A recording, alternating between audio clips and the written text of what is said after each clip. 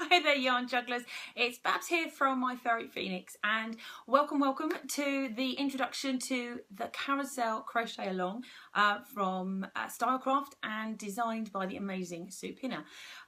This is an introduction. It's got all the links in the description below for the Facebook groups, the Stylecraft official pages where the pattern will be released, Sue Pinner's blog, and any other groups that actually strike me as being important to help you setting up on this process.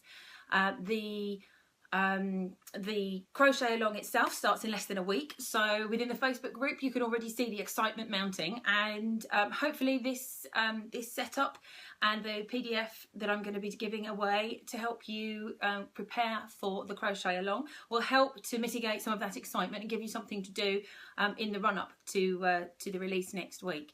And hopefully you will enjoy this tutorial and you will take a look at some of the other tutorials that I'll be creating as we go through the crochet along for each of the releases in turn. But for now, I'm going to go grab my stuff and then I will show you what I do to prepare for my crochet along.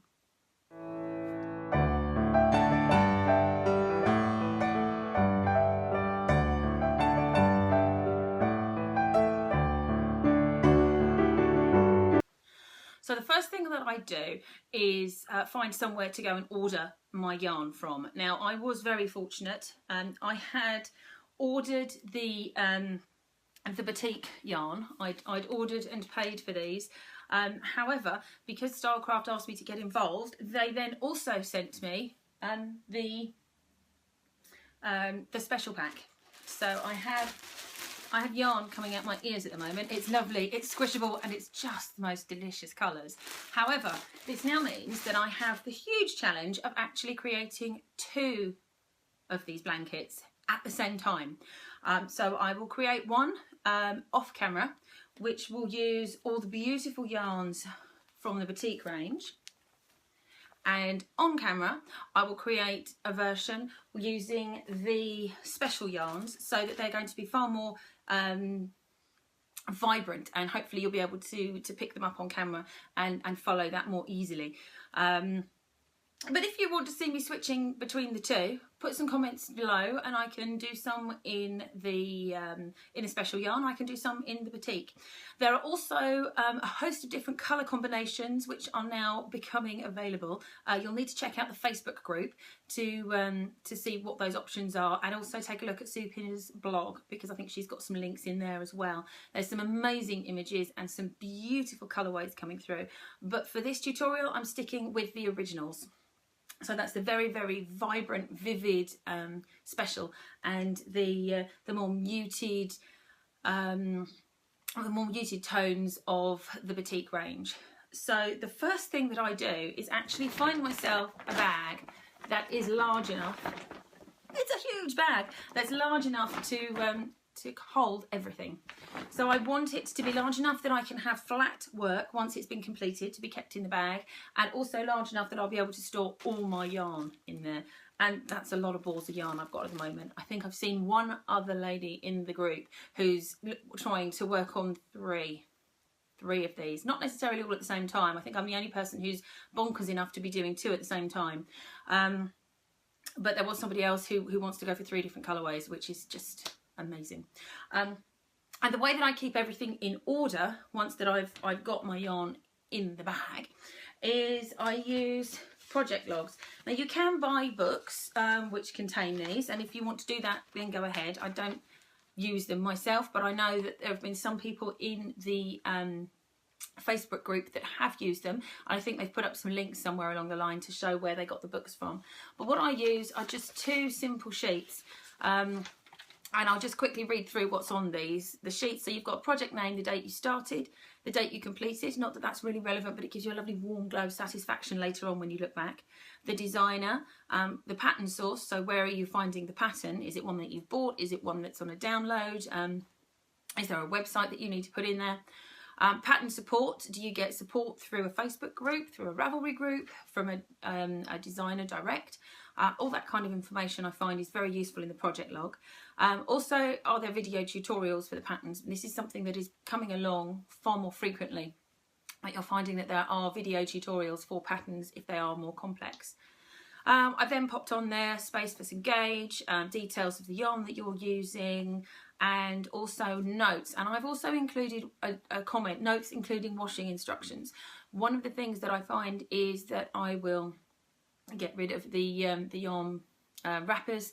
I'll make notes of the colours, I'll make notes of all sorts of other things, but I won't make any note of the washing instructions. And once you've completed your beautiful item, whether that's a garment, a shawl, an accessory, a bag, or one of these gorgeous rugs, you still need to know how to care for it in the long term.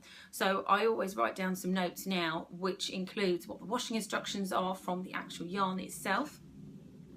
So if we look at the Batik, it has the washing instructions here. So I always make a note of what the washing instructions for this particular yarn will be. And then the all-important page to my mind is the second page, which actually has details of the yarn and samples. So that's the manufacturer, the actual name, so if in this case it would be Batik or it would be Special, the colour, the shape, the weight, double knit, lace weight, fingering weight, etc.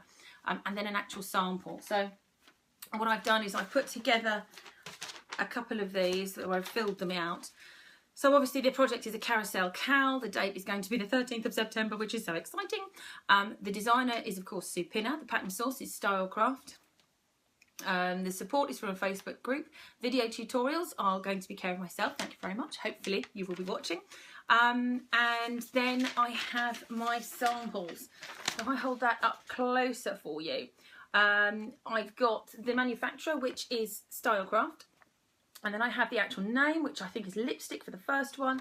Then there's the shade number, not the batch number, not the dye lot, the actual shade number. So if you need to reorder, you know exactly what you're looking to reorder. I've also put how many balls I need of this. So of the 100-gram specials, I need 2 of lipstick and 1 of everything else. And then I've also put my samples down the side, which will be useless to me in terms of reordering, but will be invaluable in terms of matching colours once I start working my way through the project. So if you start working with yarn, and Sophie had a bit of a field day. Sophie's my miniature schnauzer. She had a bit of a field day with this poor little ball of yarn, and so there's a lot of it rewound back onto itself. And as you can see, the label's been nibbled a bit. So having Sophie demolish this particular ball of yarn, it brought me through to the point that I would reach normally later on in the process, which is that the balls then become very easy to detach from the labels. However, that's why these samples become, and this is the Batik version, that's why these samples then become so crucial, because you can match the colour yarn, and especially in a design that's as complex as this, there are a lot of colours that are very close. So raspberry and plum are actually quite close in colour, and your teals, storm and sage also could become confusing depending upon where you are in the process. And to actually then follow the pattern through to work out which colour you're using and which colour was used last somewhere else in the process, and counting rounds out is a bit of a nightmare. And so to avoid that, what I do is create these samples so that I have everything there. Again, in the specials, the Aster, Turquoise and Aspen could very easily become confused when you are looking through your yarn for the next colour.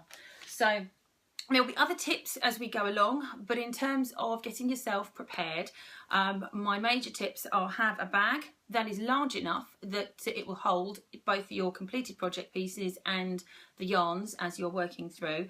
And also download yourself a project log, or if you've already got a project log or you've got a book that you complete, then get that filled in with your details and the samples. So if you've opted for a slightly different colourway, then you absolutely will need to have your original colours listed next to your versions of those colours, because obviously the pattern will not have your colours listed, so you'll need to be able to match and work your way through that. So that'll be very important, not only to have the original colours from the pattern listed, but also to have your colourway selected in there with samples as well.